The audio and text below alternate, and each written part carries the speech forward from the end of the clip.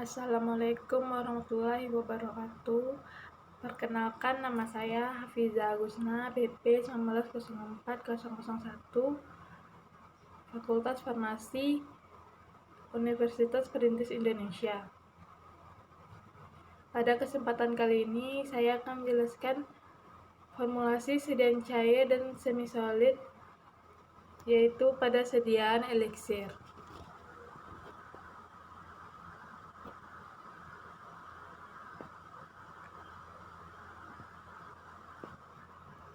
Istilah kelarutan menurut Farmakope Indonesia.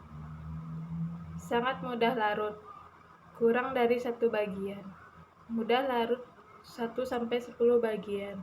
Larut 10-30 bagian. Agak sukar larut 30-100 bagian. Sukar larut 100-1000 bagian.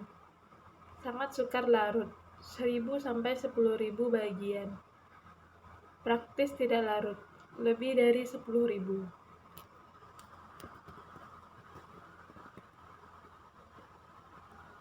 Pada sediaan eliksir ada uji dan evaluasinya, yaitu yang pertama, uji organoleptis.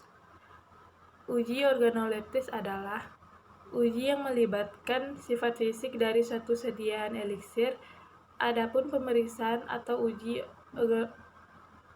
organoleptis ini meliputi pemeriksaan warna, bau, rasa, dan bentuk sediaan yang dibuat. Tujuan organoleptik. Yang pertama, untuk pengembangan produk dan perluasan pasar. Kedua, pengawasan mutu, yaitu dari bahan mentah, produk, dan komoditas. Ketiga, perbaikan produk. Keempat, membandingkan produk sendiri dengan produk pesaing. Dan yang kelima, evaluasi penggunaan bahan formulasi serta peralatan baru. Alat yang digunakan dalam uji ini yaitu panca indera.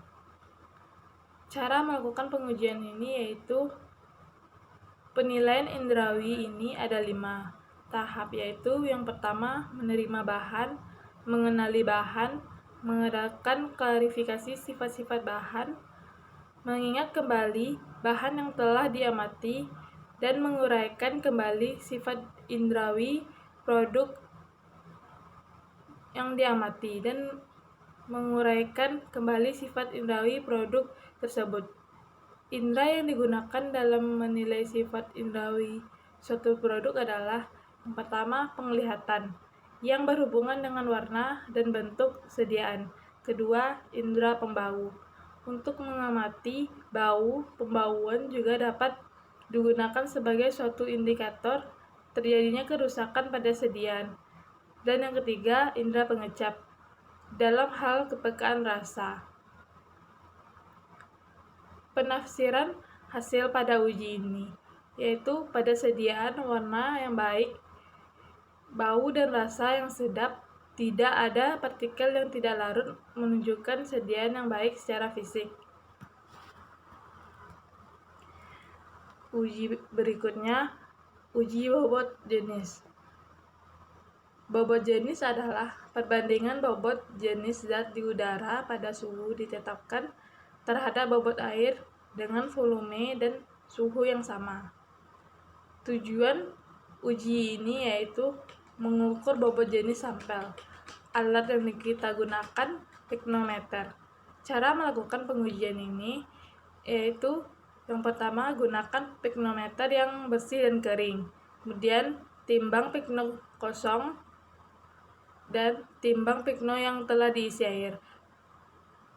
Setelah itu, timbang piknometer yang telah diisi sediaan dan hitung bobot jenisnya.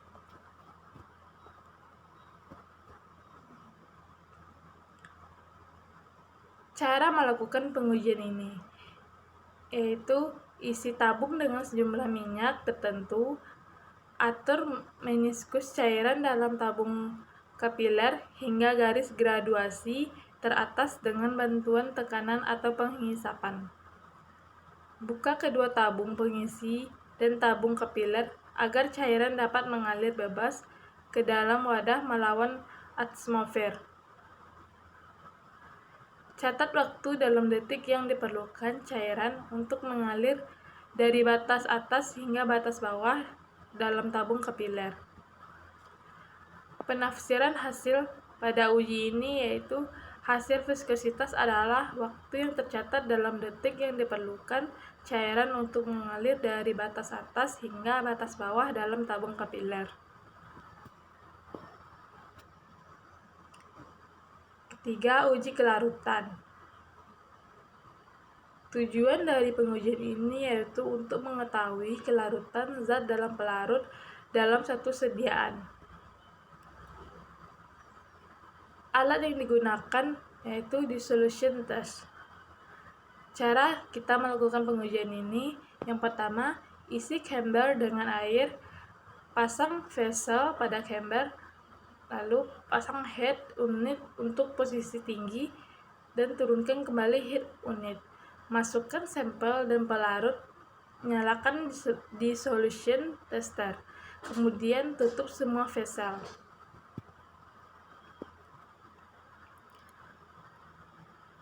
Yang keempat, uji kejernihan. Tujuan dari pengujian ini untuk memastikan larutan terbebas dari pengotor.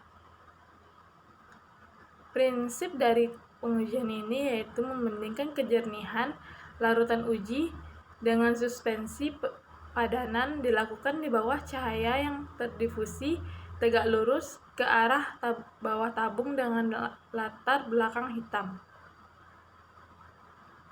Alat yang kita gunakan yaitu tabung reaksi alas datar dengan diameter 15-25 mm, tidak berwarna, transparan, dan terbuat dari kaca netral. Cara pengujiannya yaitu sediaan dimasukkan ke dalam dua tabung, lalu reaksi masing-masing larutan uji dan larutan pembanding hingga tabung reaksi terisi tepat. Kemudian bandingkan kedua isi tabung setelah 5 menit dengan latar belakang hitam. Dan pengamatan dilakukan di bawah cahaya berdifusi tegak lurus ke arah bawah tabung. Penafsiran hasil pada uji ini yaitu suatu cairan dinyatakan jernih jika kejernihan sama dengan air atau pelarut yang digunakan. Kemudian uji viskositas. Tujuan dari pengujian ini untuk mengetahui viskositas produk akhir. Prinsip dari pengujian ini, penetapan waktu yang dibutuhkan oleh sejumlah volume tertentu cairan untuk mengalir melalui kapiler. Alat yang kita gunakan yaitu viskometer. Cara melakukan pengujian. Pertama, isi tabung dengan sejumlah minyak tertentu. Kedua, atur meniskus cairan dalam tabung kapiler hingga garis graduasi teratas dengan bantuan tekanan atau pengisapan. Ketiga, buka kedua tabung pengisi tabung kapiler agar cairan dapat mengalir bebas ke dalam wadah melawan atmosfer. Lalu, catat waktu dan detik yang diperlukan cairan untuk mengalir dari batas atas hingga batas bawah dalam tabung kapiler. Hasil penafsiran pada pengujian ini yaitu hasil viskositas adalah waktu yang tercatat dalam detik yang diperlukan cairan untuk mengalir dari batas atas hingga batas bawah dalam tabung kapiler.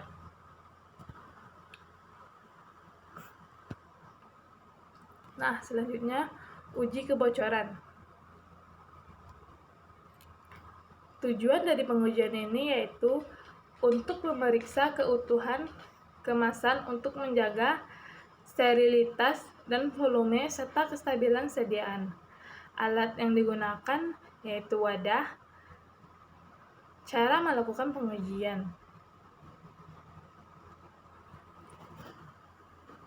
Untuk cairan berwarna, yaitu wadah takaran tunggal yang masih panas setelah selesai disterilkan dimasukkan ke dalam larutan metilen biru 0,1%. Jika ada wadah yang bocor, maka larutan metilen biru akan masuk ke dalam karena perubahan tekanan di luar dan di dalam wadah tersebut, sehingga larutan dalam wadah akan berwarna biru. Untuk cairan bening tidak berwarna, yaitu lakukan dengan posisi terbalik. Wadah takaran tunggal ditempatkan di atas kertas, saring, atau kapas. Jika terjadi kebocoran, maka kertas, saring, atau kapas akan basah.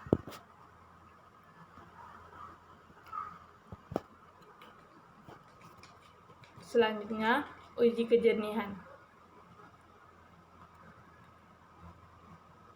Tujuan dari pengujian ini yaitu untuk memastikan larutan bebas dari pengotor. Prinsip dari pengujian ini untuk membandingkan kejernihan larutan uji dengan suspensi padanan. Dilakukan di bawah cahaya terdifusi tegak lurus ke arah bawah tabung dengan latar belakang hitam. Alat yang kita gunakan, tabung reaksi alas datar dengan diameter 15-25 mm, tidak berwarna, transparan, dan terbuat dari kaca netral.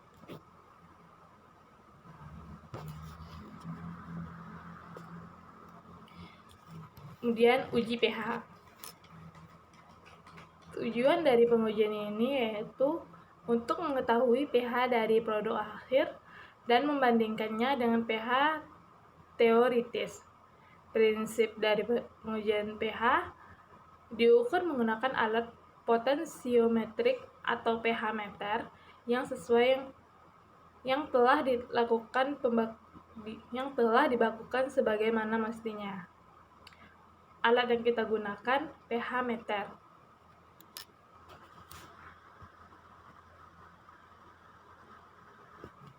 Lalu uji stabilitas. Tujuan dari pengujian ini untuk menentukan umur simpan dari suatu sediaan obat dan obat yang beredar tersebut stabil dalam jangka waktu yang lama dalam suhu kamar. Alat yang kita gunakan yaitu climatic chamber. Nah, untuk cara pengujiannya yaitu pada uji stabilitas jangka panjang, obat dipaparkan pada suhu 25-20 derajat Celcius dalam kelembapan 60 lebih kurang 5 derajat 5%. Pada bulan-bulan tertentu, obat yang disimpan dalam lemari climatic chamber atau pada uji stabilitas dipercepat maupun pada uji stabilitas jangka panjang akan diuji kualitas fisik, kimia, maupun mikrobiologinya. Data hasil pengujian tersebut akan diolah secara statistik sampai akhirnya kita menemukan tanggal kadaluarsa atau masa edar secara kuantitatif, dan tanggal tersebutlah yang akan dijadikan patokan kadaluarsa obat yang nantinya harus dicantumkan dalam kemasan obat.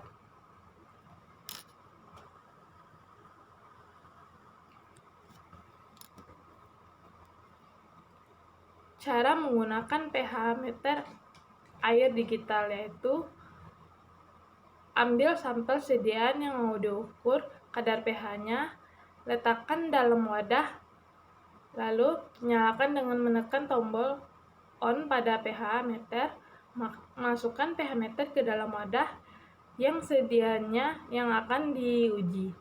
Pada saat dicelupkan ke dalam sampel, skala angka akan bergerak acak. Tunggu hingga angka tersebut hingga berhenti dan tidak berubah-ubah. Hasil akan terlihat display digital.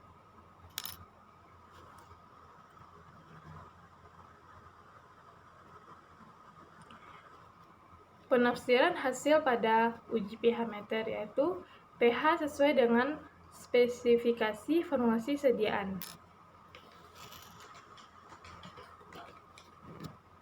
Dan yang terakhir, uji kebocoran. Tujuan dari pengujian ini yaitu untuk memeriksa keutuhan kemasan untuk menjaga sterilitas dan volume serta kestabilan sediaan. Nah, sekian dari penjelasan dari saya. Jika ada kekurangan dan salah-salah kata, saya mohon maaf. Semoga yang saya terangkan dapat bermanfaat bagi teman-teman semua. Saya akhiri dengan Assalamualaikum warahmatullahi wabarakatuh.